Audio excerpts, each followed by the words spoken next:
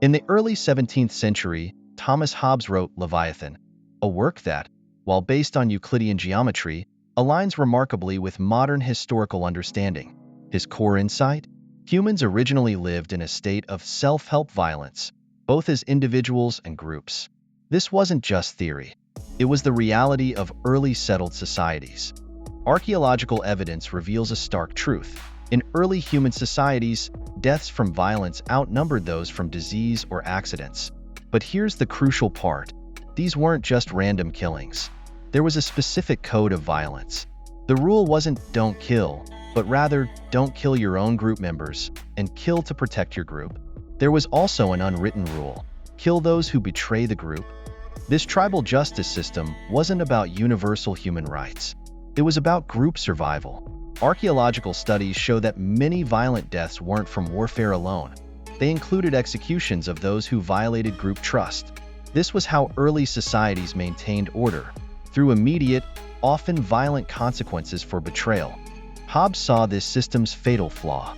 Constant violence for self-preservation came with enormous costs, not just physical but psychological. Nobody could find peace of mind. His brilliant insight was understanding how humans escaped this trap through the social contract.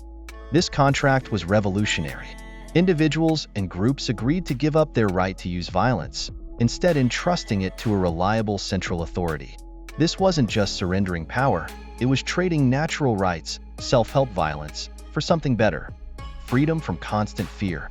This trade-off allowed people to focus on economic and social development instead of survival. The core of Hobbes's argument is this transition from violence to trust. But he left us with a crucial warning. Without a trustworthy governing authority, what he called a monopoly on violence, people will naturally revert to self-help violence. This raises a critical question. Has our 340-year experiment with democratic society truly created such a trustworthy authority? Think about your own life. Can you really rely on governing authorities in a crisis? Do you expect a response when you need help? You might feel secure now, but what happens if you lose your position through accident, illness, false accusations, or scandal? Will the system still protect you? End of part 1.